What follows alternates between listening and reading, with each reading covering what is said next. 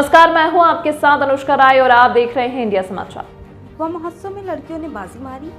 अध्यक्ष साकेत महाविद्यालय में चल रहे युवा महोत्सव के दूसरे दिन भाषण प्रतियोगिता, एकल काव्य पाठ और पोस्टर प्रतियोगिता संपन्न हुई।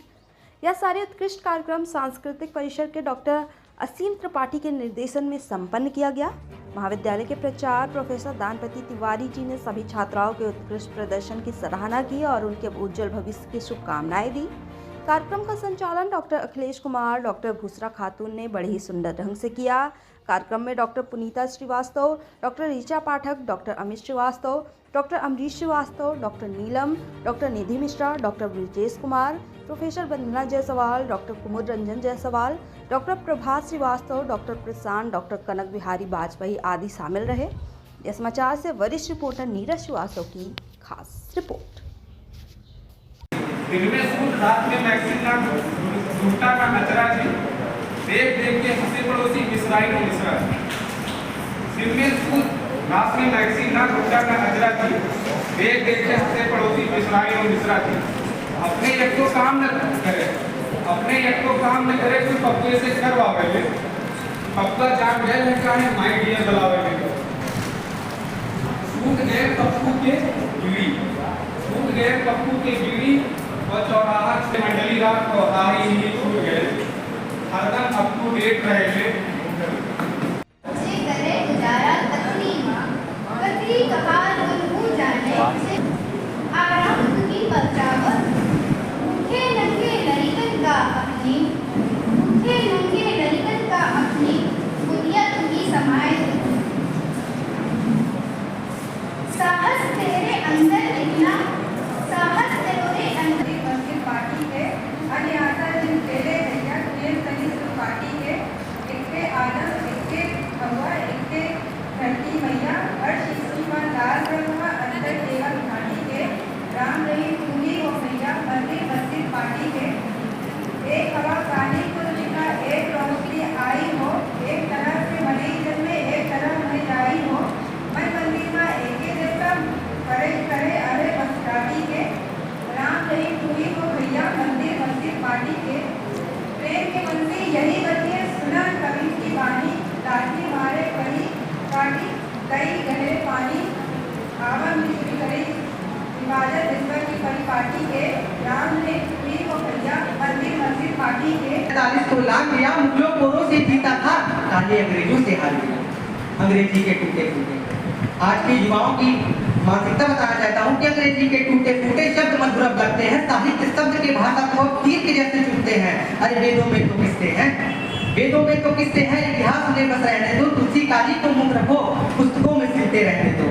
भारत माँ का मस्तक भी पीड़ा से तब झुक जाता है जब भारत माँ का बेटा हिंदी कहने से कतराता है। बताना चाहता हूँ क्या है हिंदी, क्या है हमारी भाषा। अरे माथे का चंदन हिंदी है, भारत का बंधन हिंदी है, लोगों का मर्दन हिंदी है। लौटा भी नहीं, अनुराग नहीं, सद्भाव नहीं, दुर्भाव नहीं, बंदूक नहीं, अलगाव नहीं, टकराव नहीं, लोगों के दुष्प्रभाव नहीं, ना ही हिंदी अभिलाषा है। अरे जोड़े जो पिछले बेटों को हिंदी तो भारत माँ की आशा है। पर तिरस्कार उस आशा का कर्म लहू बल खाता है जब हिंदी माता के ऊपर कोई प्रश्न चिन्ह उठाता है। मुझे घृणा नहीं है अंग्रेजी से, मुझे घृणा नहीं है कि बेटा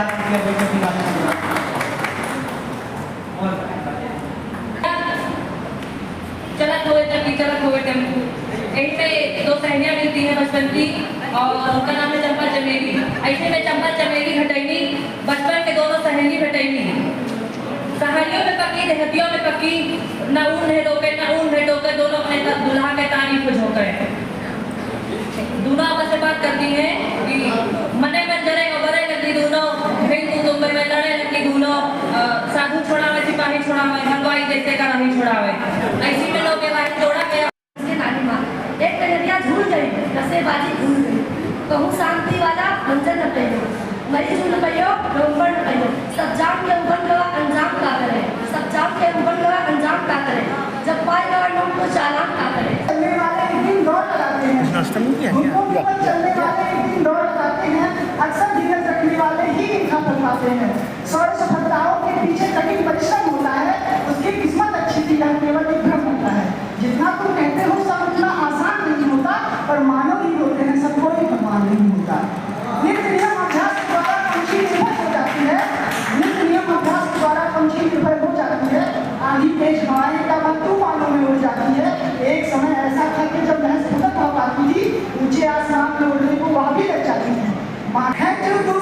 तन जोर लगाई के तेरे हमारे जो उसनी पई है देर लगी ना अबेर लगी बिरना हिरना यस धावत नहीं है। कृष्ण गोविंद तन जोर लगाई के तेरे हमारे जो उसनी पई है देर लगी ना अबेर लगी बिरना हिरना यस धावत नहीं है। और विश्वास विपत्ति पड़े पर मोहन ना हम के कृष्ण नहीं है। जिस पर कलियां भी मुस्काए और कोयल गाए। आई बसंत की वेला है, आई बसंत की वेला है, और जिसने मन को भी छीना है, यह मधुमास महीना है जिसने मन को भी छीना है। जब मन सुगंध पवन आए जिससे हम सबका मन हर्ष आए। अद्भुत प्रकृति का खेला है, आई बसंत की वेला है। की बात सुनी, आगे बढ़ने को ठान सकी। माँ ने बेटी को सिखाया, उतार चढ़ाव से अवगत कराया। बेटे ने बातों पर ध्यान किया और अपने डर को दूर किया। माँ बेटी के बीच टकरार, जीवन की गहराई का साथ। माँ की मेहरबानी और प्यार बेटी को साहस दे बार बार। बेटी ने माँ की बात सुनी और अपने डर को दूर किया। आगे बढ़ने को वह तैयार है। माँ बेटी के बीच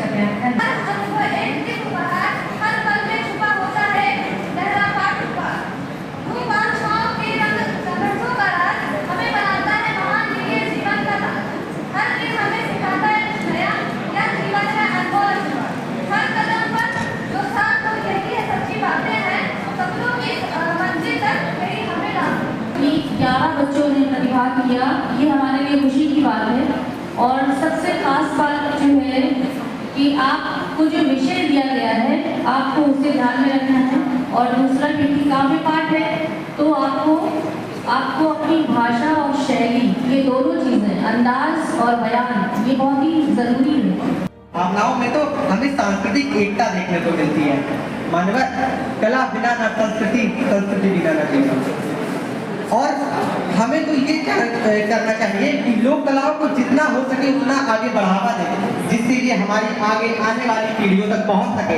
और निश्चित ही ये हमारी जड़ों को, हमारी संस्कृति की जड़ों को मजबूत करेगा। और मैं तो यही कहना चाहता हूँ कि कोई भी चीज़ हमारी जो लोक कलाएं हैं वो हमारी संस्कृति को आगे बढ़ाने का कार्य जरूर कर रही है, लेकिन वो 4 लाइनें मेरे दिमाग में आ जाती हैं कि हो गए हैं सब साकार कैसे मान ले, हो गए हैं सब साकार कैसे मान ले हम, तल गया फिर से व्यथा का भार कैसे मान ले हम।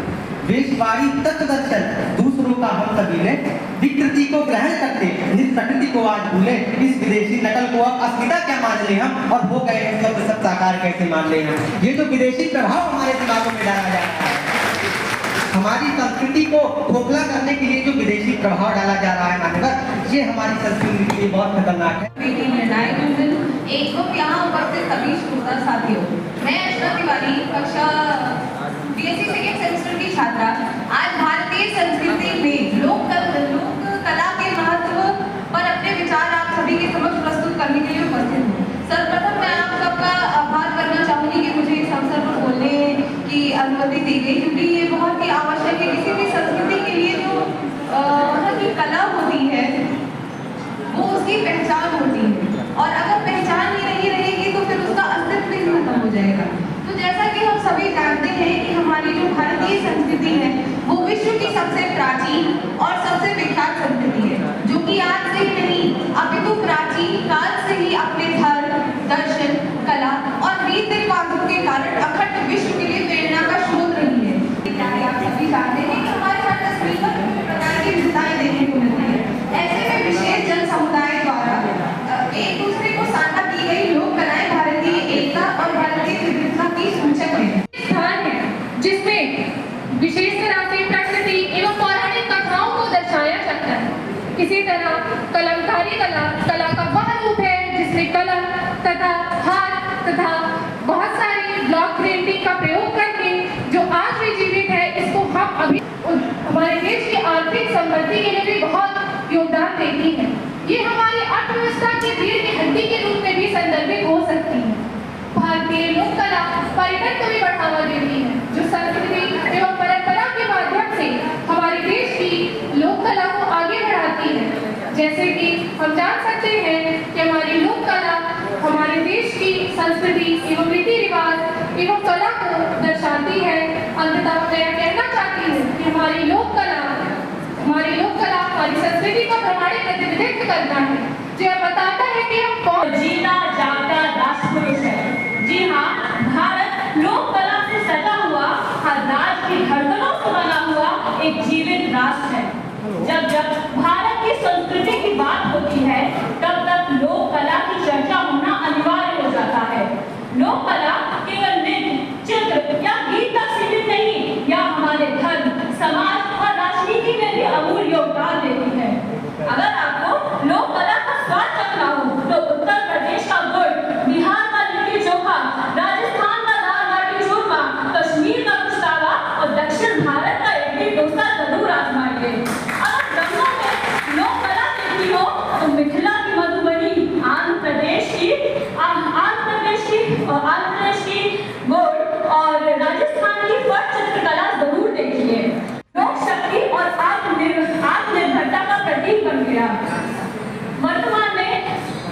वर्तमान में हमारी लोक कला ने अंतर्राष्ट्रीय मंच पर अपनी छाप छोड़ी है। भारत की कई लोक कलाएं यूनेस्को के सांस्कृतिक धरोहर सूची में शामिल हैं। इसमें गरबा और रामलीला भी शामिल है। हमारे भारत के रंग बिरंगे पन्नों में जो आत्मा बसती है, वह लोक कला ही तो है जो हर दिल में धड़कती है। यहाँ पर यह भाषण प्रतियोगिता संपन्न होती है। मैं सभी प्रतिभागियों को धन्यवाद देता हूँ कि अपने मर्यादा में रख करके आपने अपनी बातों को रखा, और मैं इस कार्यक्रम में उपस्थित अपने सभी आदरणीय सर और मैम का भी धन्यवाद देता हूँ, और धन्यवाद हेतु मैं आमंत्रित करता हूँ आदरणीय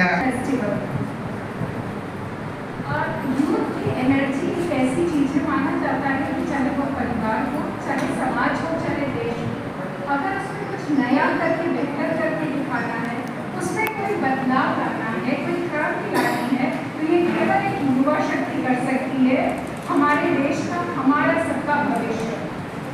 और जब कोई बहुत उबाऊ बातें करता है, तो अक्सर बोलचाल की भाषा में